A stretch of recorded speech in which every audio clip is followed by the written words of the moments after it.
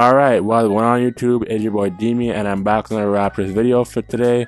And in today's video, we're talking about a player in particular, in Lonzo Ball, and it's the Raptors really should have obtained his services as for replacing Kyle Lowry at basically the free agency period. After Lonzo Ball, he was also a free agent, and Kyle Lowry was basically a player that wanted to be traded to a new team. So I basically wonder at this day and time if the Raptors could even get his services, and what he would look like in this Raptors roster, and if he would fit in really well. But Lonzo Ball at the time, he was drafted for the second pick in the 2017 draft, and players drafted ahead of him or behind him were players like Markelle Fultz and Jason Tatum. These players had very high upside, but I think Lonzo Ball is a very good point guard for his height at 6'6", and basically for what he did basically at UCLA for when he was in college, and he basically had the most upside in comparison to Markelle Fultz and Jason Tatum, and then he got drafted. But basically Lonzo Ball had the most upsides with prospects in the class in Markelle Fultz and Jason Tatum,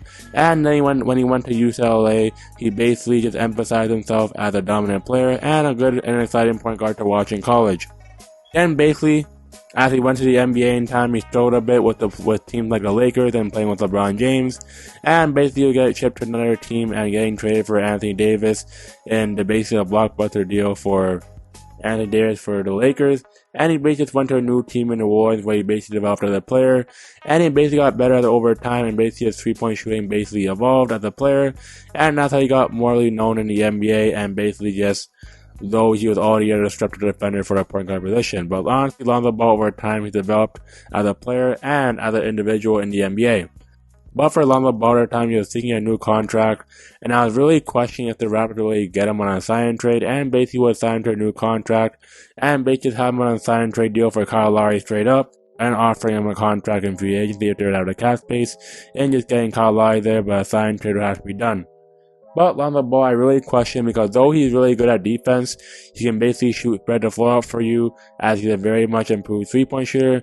But I very much question his ball handling ability alongside Fred VanVleet because Lonzo Ball, having him as a main ball handler would basically be hard for him because I know he would play alongside players and, for example, you can probably say in basically, he wouldn't be used to having the ball a lot in his hand as he played with players like LeBron James, Zion Williamson, and many others. I would really question his significance on the Raptors team, and basically seeing him now being injury prone and having him have a knee injury and basically having many setbacks, it basically leads me now to if the Raptors could sign Lonzo Ball at that time when they traded for Kyle Lowry, would it be a viable asset? Looking back at it now, I would say no because he was very injury prone for when he basically went to the Chicago Bulls, and he basically almost announced to the day he can't even walk properly or even move, as he said in a press conference or in a Zoom call via the Bulls media. And I think Lonzo Ball, he basically has good potential and upside. As for the Bulls, when he was healthy, the Bulls basically were a championship team, and then basically we have players like DeMar DeRozan and Zach LaVine just do most of the ball handling duties along with himself, and basically to have multiple ball handlers to just basically get on the court. As for the Raptors, they do lack point guard depth, but if Lonzo Ball play alongside Fred VanVleet, I'd really question him as a point guard because he doesn't really take a good amount of the main ball handling duties, and basically Lonzo Ball is basically a defensive oriented guard, so I basically question his emphasis on his Raptors team. Lonzo Ball for the Raptors, he's on the Raptors, he'll basically give you defense, he'll give you a decent perimeter shooting, and he'll basically give you a good playmaking abilities because he can pass the ball, he can create his own shot, he can do many things as he's a good player, and he can basically lock up a team, the best ball handler or point guard. And as well, he's 6'6", so he has that size and wingspan at the point guard position.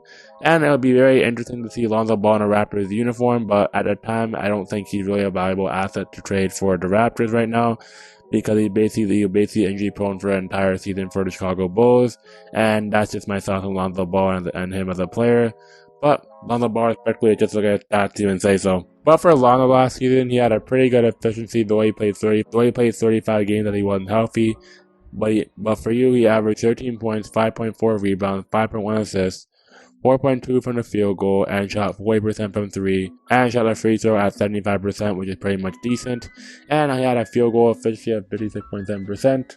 And basically, he scored a 40% field goal efficiency on 10 attempts per game, and basically shot a 3-ball on 7 attempts a night, as he shot at a 40% clip, so that's pretty good. And he passed the ball for you basically at 5 assists per game, and he basically turned the ball over a lot at 2 turnovers. That's a bit minimal for a point guard, or at the rate for a point guard. But over time, Lonzo has improved as a shooter. As for New Orleans, basically he just improved his 3-point shooting. Basically for Lonzo, he basically improved his 3-point shooting at 35% and over. And basically the Lakers didn't really shoot close to 35% because he was playing with players like LeBron James and Brandon Ingram at the time. But Lonzo Ball, he'd basically be a good playmaker and a good passer, and he'd be a good defender, but playmaking ability he would have in his team, it would be pretty questionable. Though Lonzo Ball, basically he plays alongside players, like I said, in LeBron James, DeMar DeRozan, Zach LaVine, and Zion Williamson in the previous year. So honestly, with him playing with a guy like Fred VanVleet, and you can say, or Gary Trent Jr. at the time, it'd be very interesting to see how he'd play out in Toronto. But he'd basically be injury prone, so basically the Raptors were to get Lonzo Ball, it'd basically be a bad decision in my eyes. But that's just all I gotta say on Lonzo Ball, because he's a very good player. He basically is very active in the defensive margin for a point guard, and I think Lonzo Ball can get in the defensive end. I'm just basically questioning his offensive abilities, because basically he'll basically play that primary guard role or that secondary guard role and play alongside basically Fred VanVleet and Trent Jr. if the trade were to happen. And it'd be very interesting to see, because Lonzo, I never really see him dribble the ball a lot. I basically see him basically as like a catch and shoot shooter, and basically just another player that basically has a defensive anchor. So basically how I compare him if he was on the Raptors roster, I basically compare him to like the likes of Marcus Smart, because Marcus Smart plays defense for the Celtics, though he's not really an efficient dribbler.